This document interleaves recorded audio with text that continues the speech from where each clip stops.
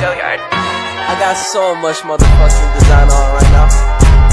Break it down, bring it back, make it clap. I got 3 old thoughts, new block, where that thing. Bitches on my line, and you know. Strategi dan kebijakan pemerintahan Daulah Mughal. Sebagai daulah yang besar, Daulah Mughal mampu membawa Islam di tengah daratan India yang didominasi oleh masyarakat Hindu. Mughal berjaya menguasai wilayah mayoritas berpenduduk Hindu.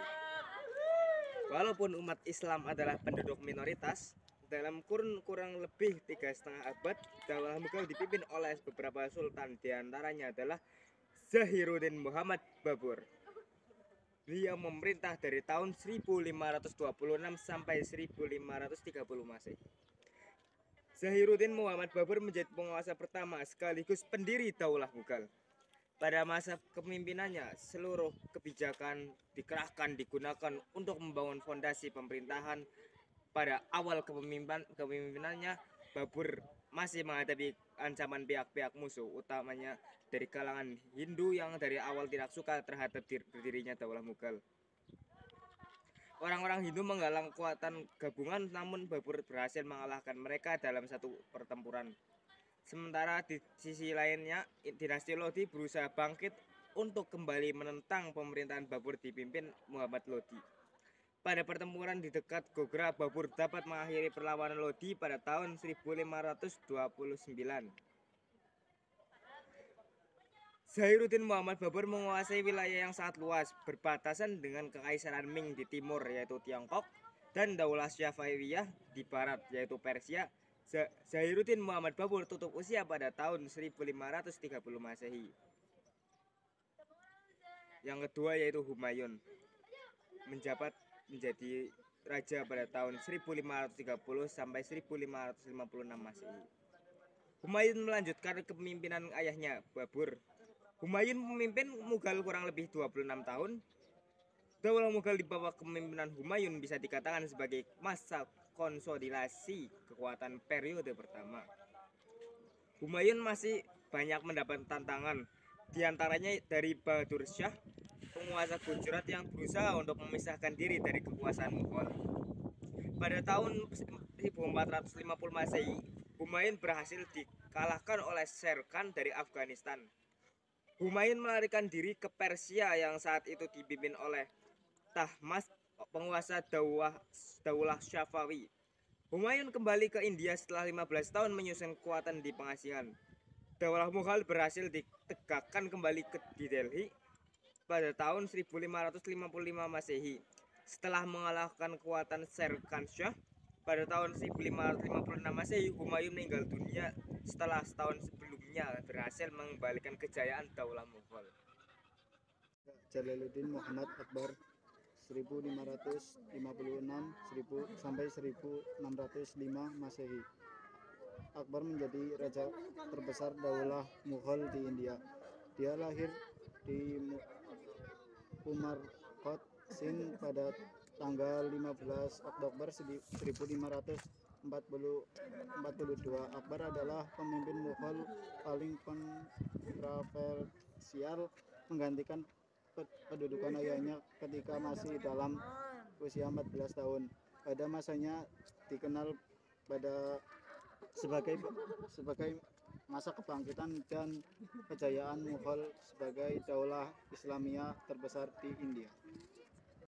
Muhammad Salim lebih dikenal dengan sebutan Jaharin, lahir pada tanggal 31 Agustus 1569 di Fatehpur Sikri dan naik tahta 8 hari.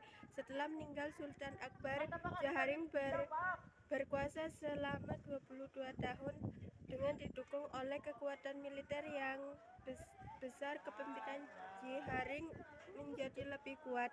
Pada masa kepemimpinan Jaharin berhasil menundukkan Bengkala 1612, Mawar 1613, Karang 1615. Usaha-usaha pengamanan wilayah serta penaklukan yang ini lakukan mempertegas. 5. Shah Jihan. Shah Jihan lahir 5 Januari 1592 merupakan raja kelima Daulah Mughal di India. Taj Mahal dan Masjid Jama adalah dua bangunan megah yang diwariskan kepada dunia.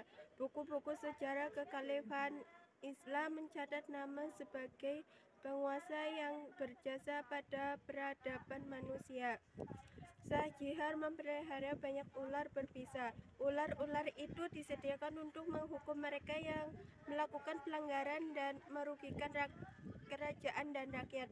Shah Jahan meninggal pada 2 Januari 1666 Masehi pada umur 70 tahun setelah menderita kekerasannya. Aurangzeb 1658 sampai 1707. Aurangzeb naik tahta dengan menghadapi tugas yang berat. Kedaulatan Mughal sebagai entitas Muslim India nyaris hancur akibat perang saudara. Maka pada masa pemerintahan dikenal sebagai masa kembali kedutaan umat Islam. Pada periode ini merupakan masa koordinasi dua kerajaan Mughal sebagai sebuah kerajaan dan sebagai negara Islam.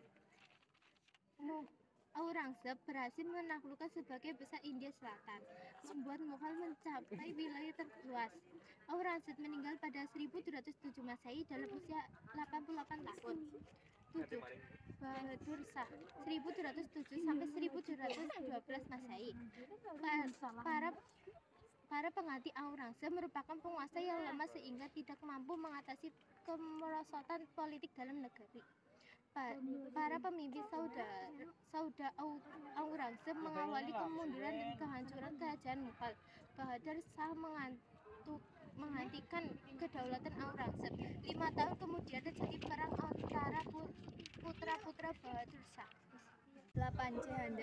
Jahandar menjadi pemimpin yang paling singkat dalam periodisasi kepemimpinan Mughal. Nama lengkapnya adalah Mirza Muizzuddin Muhammad Han. Pada masa pemerintahan Shah Alam, Daulah Mughal diserang oleh pasukan Afghanistan yang dipimpin oleh Ahmad Khan Durrani. Kekalahan Mughal dari serangan ini berakibat jatuhnya Mughal ke dalam kekuasaan Afghan.